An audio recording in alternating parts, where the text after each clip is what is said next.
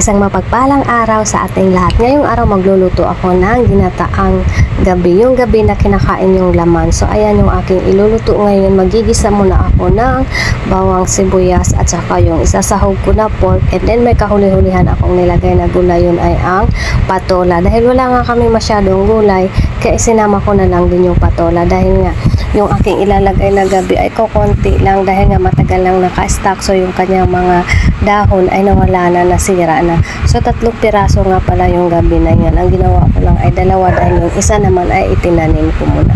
So ayan, nagisa na nga po ako ng bawang, and then maglalagay din tayo ng isang medium size na sibuyas. Dapat pag magbili kayo ng sibuyas, ang bibilhin nyo ng sibuyas ay yung medium size, wag yung mga malalaki, dahil nga dapat ang sibuyas ay isang gamitan lang. Once na na-open na natin ang isang sibuyas, dapat ay gagamitin na natin lahat. Huwag na natin i-stay na nakabukas dahil yung sibuyas na yan ay humihigop sa lahat ng mga amoy, mga hindi magagandang amoy. Kaya minsan dapat naglalagay tayo sa loob ng kwarto kapag hindi maganda yung amoy ng ating kwarto dahil hinihigop niya yung mga ganun, mga bakterya, hinihigop ng sibuyas. So ayan nga pala yung ating ginisang karne for today. Ayan, ginisa ko muna yung karne, and then naglagay na nga pala ako dyan ng asin, paminta na powder at saka magic sarap. So ayan yung aking itinimpla dyan bago ako naglagay ng asin nung nag-change color na yung ating karne. Andyan, nagigisa muna natin yan ng maigi. Alam nyo naman, sa tuwing nagigisa ako ay ginigisa ko talaga ng maigi, and then hindi ko muna tinatakpan habang nagigisa ako. And then pag yan ay nagmamantika na, saka na ako naglalagay naman ng tubig para yan ay palambutin na.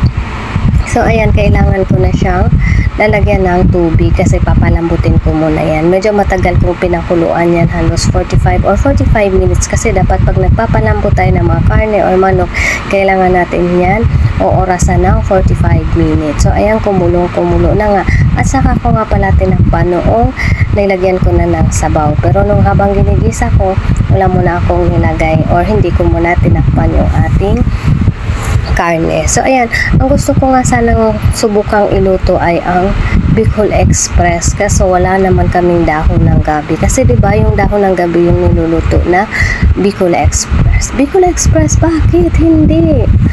Laing ang iniisip ko, hindi Bicol Express. Pero gusto ko rin magawa yung Bicol Express na yan. So parang Bicol Express din ang resulta niyan kung hindi nilagyan ng gabi.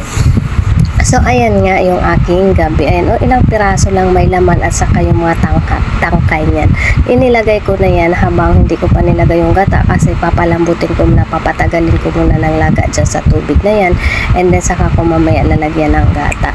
So ayan, yun nga pala yung gusto ko sanang maluto, yung Bicol Express, and then at saka yung laing or daing, oo, laing. So ayan yung aking ginamit na gata, dahil wala kaming fresh na gata ay Coco Mama fresh gata muna yung aking gagamitin dahil pareho lang naman. And then inubos ko nga pala yung isang pakete na yan. Ayan, nilagay ko lahat, kaya sobrang dami talaga ng gata niyan. Kung matikman nyo lang, sobrang sarap kasi mas marami talaga yung gata, wala masyadong tubig, diba? Yun lang yung tubig, yung pinapanlambot ko lang ng karne. So ayan nga, sinaid ko pa, nilagyan ko ng konting tubig para masaid yung gata. So ganyan ako nagluto ng aking ginataang gabi. So ayan, natatakot nga akong haluin dahil sabi nila kapag nagluluto ka ng gabi, dapat hindi masyadong hinahalo para hindi mangati or makati. O diba? Paano ba kayo magluto ng gabi? Kasi diba, pag hindi ka daw sinuwerte sa pagluluto ng gabi, yan ay makati sa dila or sa bibig pag kumain ka niyan or sa lalamunan. Kasi doon din nga sa amin, nagluluto din kami niyan, pero yung mga kinukuha lang yung dahon, yung mga tumubo lang sa mga may dinadaanan ng tubig. And then nag-decorate ako ng sili, and then ayan yung aking patola. Ayan, nilagay ko 2 pirasong patola. Fresh yung aking patola dahil yan ay pinitas galing sa likod bahay na tanim lang ni Juniper. Ayan si Juniper nga pala sa upuan, nakaupo habang nanonood siya ng TV, nagpapahinga siya. Yan, nanonood siya, and nakapatong pa yung kanyang paa habang nanonood siya ng TV kasi yung kusina namin may TV. So andyan kami nagtatambay palagi.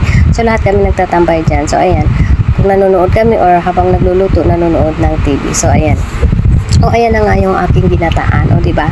Sobrang malapot kasi sobrang dami ng gata na nailagay ko. Inubos ko talaga yung isa kasi nasasayangan ako pag hindi ko inubos dahil may stay na naman, so hindi na naman agad magamit. So kaya ayan, ginamit ko na kaagad lahat.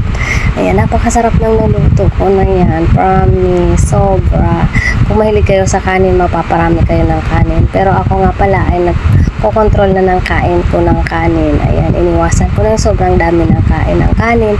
And then sa gulay naman tayo babawi kapag may gulay tayo. So ayan yung aking sharing for today na nailuto. Sana nakapulot kayo ng aral.